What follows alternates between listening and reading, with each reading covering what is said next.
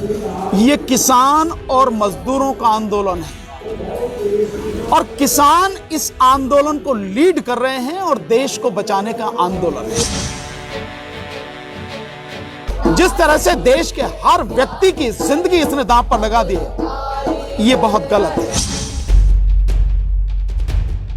और सरकार ने कहीं भी इस कानून में एमएसपी का इस तरह से जिक्र नहीं किया कि जो भी एग्रीमेंट होगा, फसल की जो भी कीमत तय होगी वो एमएसपी से कम पे तय नहीं होगी, ऐसा कहीं भी जिक्र नहीं है।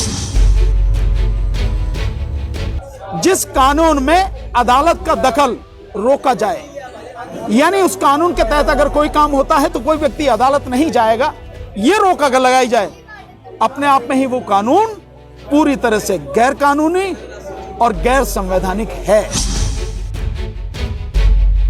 माना अदालतें भी अब सरकार के हिसाब से काम कर रही हैं, पर कुछ जजेस तो ऐसे ईमानदार, इतने मजबूत हैं, इतने स्ट्रांग हैं, कानून इतना बढ़िया तरीके से समझते और लागू करते हैं कि सरकार के लिए दिक्कत खड़ी हो जाए। साथियों, सत श्री अकाल, जय भीम, नमस्कार, आदाब। आज मैं यहाँ इस समय सिंघू बॉर्डर पे हूँ और इस किसान आंदोलन में आज 109वां दिन है। ये आंदोलन इन 109 दिनों में कई तरह के पड़ावों से गुजरा है और आज गुजरते गुजरते यहाँ तक पहुँचा है। इस किसान आंदोलन ने इतने उतार चढ़ाव देखे हैं और 26 जो जनवरी का एक घिनौना षड्यंत्र इस सरकार ने इस आंदोलन को ख़त्म करने के लिए किया, वो भी सबने उसका नज़ारा देखा। लेकिन एक बड़ी दिक्कत उसमें हो रही है कि कानूनी कार्रवाई होनी चाहिए, अपने ढंग से होनी चाहिए, लेकिन पुलिस एक बहुत ही गलत काम कर रही है लगातार। जो भी व्यक्ति यहाँ से जा रहा है, इस तरह की न्यूज़ यहाँ पर आ रही हैं कि यहाँ से कोई भी व्यक्ति अगर जा रहा है इस आंदोलन में से निकल के, पुलिस उसको अरेस्ट कर ले रही है, उसको गिरफ्तार कर ले रही है और फिर उसको जेल भेज दे रही है। मतलब ये बड़ी एक अजीब स्थिति है कि कोई भी व्यक्ति जा रहा है, आप उसको गिरफ्तार करके जेल भेज दे रहे हैं।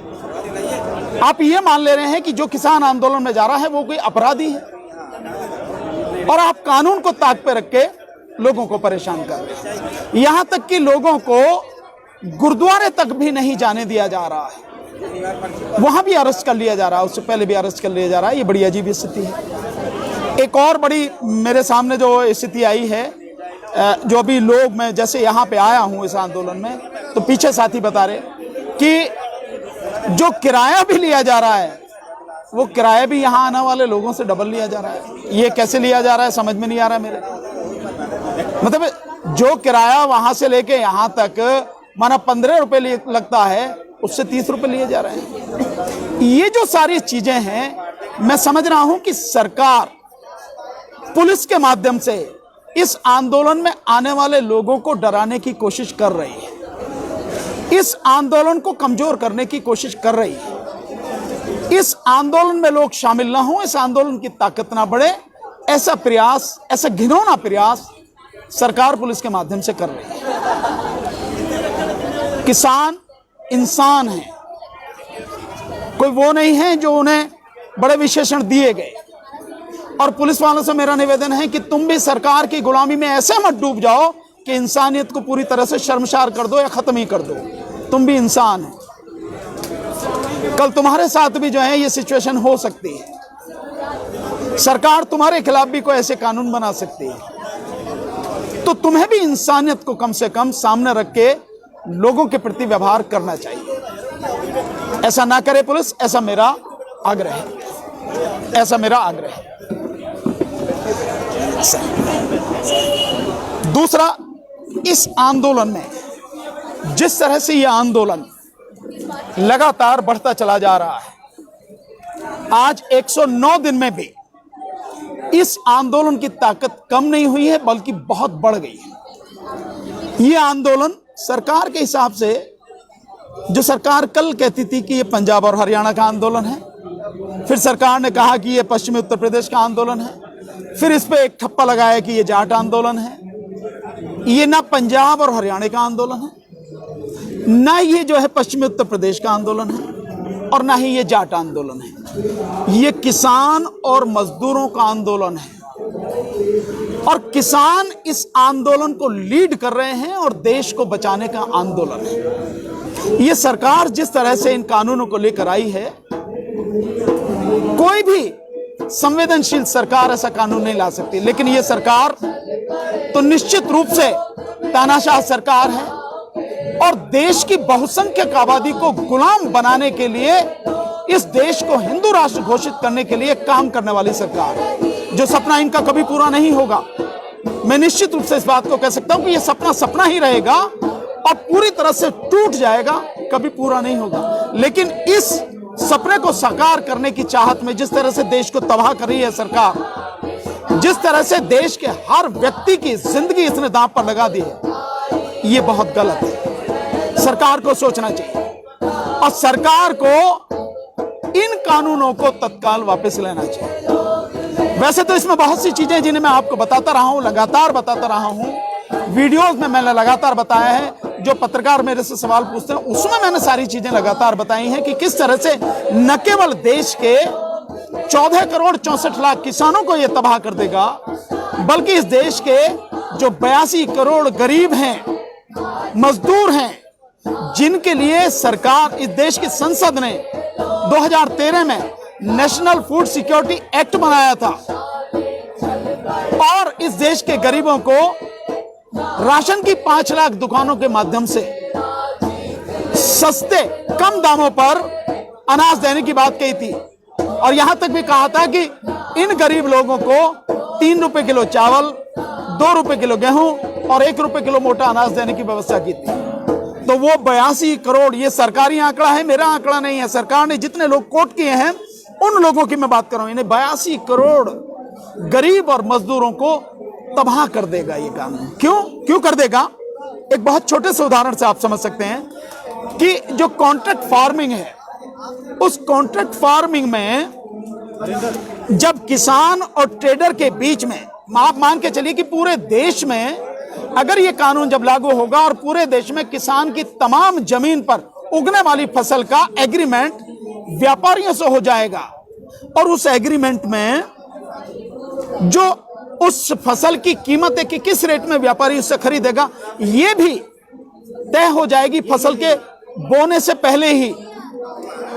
तो फिर एमएसपी कहां से होगी? इसका मतलब यह है कि एमएसपी खत्म हो जाएगी और कल आप सरकार से गुहार जब करोगे कि हमें एमएसपी नहीं मिली, तो सरकार बहुत सा आप कह देगी, भाई तुमने अपनी मर्जी से जो एग्रीमेंट किया, तुमने अपनी मर्जी से अपनी फसल का दाम तय किया, तो हम इसमें कैसे एमएसपी दिलवा सकते हैं आपको? और सरकार ने कहीं भी इस कानून में एमएसपी का इस तरह से जिक्र नहीं किया कि जो भी एग्रीमेंट होगा, फसल की जो भी कीमत तय होगी वो एमएसपी से कम पे तय नहीं होगी, ऐसा कहीं भी जिक्र नहीं है। तो एमएसपी खत्म होगी। मोदी जी बेशक कहते रहे एमएसपी थी, एमएसपी है, एमएसपी रहेगी, एमएसपी खत्म होगी। अब मैं उस बात पे आता हूं कि इस कानून से किस तरह से ये सारे लोग तबाह होंगे और जो गरीब है उसको राशन कैसे नहीं मिलेगा। जब पूरे देश में सारी जमीन पर होने वाली फसल का एग्रीमेंट व्यापारी से हो गया, तो जब फसल कट के आएगी सारी फसल व्यापारी के गोदाम में चली जाएगी। तो इन 82 करोड़ लोगों को, जिनके लिए 2013 में नेशनल फूड सिक्योरिटी एक्ट बनाया था, उनके लिए राशन की दुकानों पर देने के लिए अनाज कहां से आएगा सरकार के पास? कहीं अनाज नहीं होगा, क्योंकि एग्रीमेंट के हिसाब से, इस कानून के हिसाब से सारा अनाज तो व्यापारी के गोदाम में चला जाएगा। इसका मतलब यह हुआ कि जो 82 करोड़ लोग हैं वो भूखों मरेंगे और सरकार यही चाहती है। सरकार जिस हिंदू राष्ट्र के एजेंडे पर काम कर रही है, उस हिंदू राष्ट्र के एजेंडे पर वो लोगों को इतनी बड़ी संख्या में गुलाम बनाकर ही काबू में रख सकती है। और गुलाम बनाने के लिए 2 चीज चाहिए, एक, उनकी शिक्षा खत्म कर दो। तो सरकार ने शिक्षा खत्म कर दी, प्राइवेट कर दिया, सरकारी स्कूल कॉलेजों की हालत खस्ता हो गई। तो शिक्षा खत्म यानी ज्ञान खत्म, यानी जानकारी खत्म, और जानकारी खत्म तो आप अपने आप में कमजोर हो गए। दूसरा, लोगों का रोजगार खत्म कर दिया, और रोजगार खत्म, आमदनी खत्म, नौकरी खत्म, तो आर्थिक रूप से व्यक्ति की कमर टूट जाएगी। मतलब व्यक्ति अपने केवल पेट के लिए रह जाएगा। तो ये जो षड्यंत्र है पूरा, उस षड्यंत्र के तहत इन कानूनों को लाया गया है और इन कानूनों के माध्यम से 82 करोड़ गरीबों को तबाह करने की पूरी साजिश है। केवल किसान नहीं, 14 करोड़ 64 लाख किसान, 82 करोड़ गरीब, और कुल मिलाकर अगर देखते हैं वो छोटा व्यापारी जो खाद, बीज, पेस्टिसाइड, मशीनरी, ये सारी चीजें बेचता है, वो व्यापारी खत्म होगा। तो मतलब इसका ये हुआ कि इस देश में इस कानून के माध्यम से लगभग 120 करोड़ लोगों से ज्यादा की संख्या को पूरी तरह से तबाह करने और गुलाम बनाने के लिए कानून लाया गया। वैसे अगर देखा जाए तो जो प्राकृतिक न्याय की बात करते हैं, नेचुरल जस्टिस की बात करते हैं, हर वो कानून जिस कानून में अदालत का दखल रोका जाए, यानी उस कानून के तहत अगर कोई काम होता है तो कोई व्यक्ति अदालत नहीं जाएगा, ये रोक अगर लगाई जाए, अपने आप में ही वो कानून पूरी तरह से गैर कानूनी और गैर संवैधानिक है। और इस कानून में ऐसा ही है। इस कानून की जो धारा 22 है, वो धारा 20 है। धारा 20 में यही कहा गया है कि कोई भी व्यक्ति इस कानून के लिए अदालत में नहीं जा सकेगा। इसका मतलब यह है कि कानून गैर कानूनी, गैर संवैधानिक। मेरा एक सवाल है बहुत छोटा सा, अगर मोदी सरकार द्वारा लाए गए ये कानून सही हैं, ये मोदी सरकार द्वारा लाए गए कानून अगर लोगों की भलाई के लिए हैं, अगर सरकार की नीयत साफ है, तो फिर अदालत में जाने की रोक क्यों लगाई गई? अदालत में ना जाए कोई व्यक्ति, ऐसी रोक क्यों लगाई गई? सरकार को होना चाहिए कोई कहीं भी जाओ, हमने जो फैसला किया अगर लगता है हमारा फैसला गलत है तो आप जाओ अदालत में, कौन सी दिक्कत है? नीचे जाओ कोर्ट में, ऊपर तक सुप्रीम कोर्ट तक जाओ, क्यों दिक्कत है? लेकिन अगर रोका गया है, इसका मतलब यह है सरकार की नीयत खराब है। और यह सच है कि इस मोदी सरकार की नीयत खराब है, क्योंकि जिस एजेंडे पर काम कर रहे हैं ये नहीं चाहते कि कहीं से भी इस सरकार के काम में रुकावट आए। और अदालत में, माना अदालतें भी अब सरकार के हिसाब से काम कर रही हैं, पर कुछ जजेस तो ऐसे ईमानदार, इतने मजबूत हैं, इतने स्ट्रांग हैं, कानून इतना बढ़िया तरीके से समझते और लागू करते हैं कि सरकार के लिए दिक्कत खड़ी हो जाएगी, इसलिए अदालत में जाने से ही रोक दिया जाए, नंबर 1।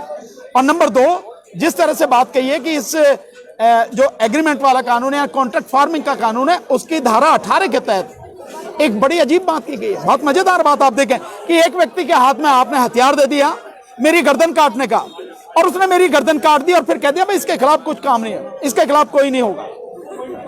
यही इस कानून के कॉन्ट्रैक्ट फार्मिंग के जो धारा 18 है उसमें है। क्या है उसमें कहा गया है कि इस कानून के तहत राज्य सरकार, केंद्र सरकार, राज्य सरकार या केंद्र सरकार का कोई भी अधिकारी, एसडीएम, एडीएम, डीएम, कोई भी काम करेगा, कोई भी फैसला लेगा, उसके खिलाफ आप किसी अदालत में नहीं जा सकेंगे, उसके खिलाफ कोई भी कानूनी कार्रवाई नहीं होगी, ना तो सिविल सूट फाइल होगा, ना ही कोई फौजदारी मुकदमा उसके खिलाफ होगा, और ना ही किसी भी तरह की कानूनी कार्रवाई उसके खिलाफ होगी। इसका मतलब यह हुआ कि आपने अधिकारियों को खुली छूट दे दी, जो मन में आए करें, यानी अधिकारियों को इतना संरक्षण दे दिया। वो व्यापारी जिस पर अथाह संपत्ति है, वो पूंजीपति जिसके पास इतनी संपत्ति है कि उसको पता ही नहीं है, और उनके साथ में सरकार खड़ी है, देश का प्रधानमंत्री खड़ा है, पूरा शासन प्रशासन खड़ा है। ऐसे लोगों के हाथ में, ऐसे लोगों के सामने आपने एक गरीब और मजबूर किसान को छोड़ दिया, जिंदा रह पाएगा वो या पूरी तरह से तबाह हो जाएगा? बिल्कुल तबाह हो जाएगा। ऐसा ये कानून है। तो जो कानून अधिकारियों को खुली छूट देता हो कि वो कुछ भी कर दें तो कोई दिक्कत नहीं है, ठीक इसी तरह से ऐसा समझे आपको कि जब कोरोना काल में मई में, शायद 24 या 25 मई के आसपास की बात होगी, जब 17 मई तक ये 20 लाख करोड़ का झुंझुना पकड़ाया था इसने, उसके नाम पे कि ये सपोर्ट कर रहे हैं देश के लिए, एक वो लेके आए हैं मोदी जी सपोर्ट करने के लिए 20 लाख करोड़ से ज्यादा का पैकेज लेके आए हैं। उसके बाद में 5-7 दिन बाद एक मीटिंग करी थी वित्त मंत्री ने उनके साथ में, जो बैंक के लोग हैं उनके साथ में, और बैंक वालों को खुली छूट दे दी थी कि आप जिसको जो लेन देना है दो, जो भी शर्तें हो दो, आपको घबराने की जरूरत नहीं, आपके खिलाफ में कोई कार्रवाई नहीं की जाएगी। इसका मतलब साफ है कि आपने जिसको ये छूट दे दी कि तुझे जो करना है कर, तेरे खिलाफ कोई कार्रवाई नहीं होगी, तो बेईमानी होगी, लूट होगी, भ्रष्टाचार को आपने खुली छूट दे दी। तो ये वो सरकार है जो भ्रष्टाचार मुक्त भारत की बात करती है और पूरी तरह से भ्रष्टाचार में खुद डूबी है